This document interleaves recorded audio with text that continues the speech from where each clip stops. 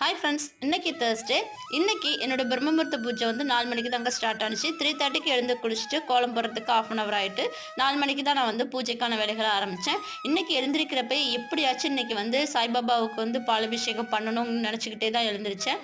அதன்படியே வந்து இன்னைக்கு சாய்பாபாவுக்கு மன நிறைவாக பாலாபிஷேகம் பண்ணி சாமி கும்பிட்டேங்க. எனக்கு லைஃப்ல ஒரு தடவையாவது ஷீரடிக்கு போயிட்டு வரணும்னு ரொம்ப நாள் ஆசை இருக்குதுங்க.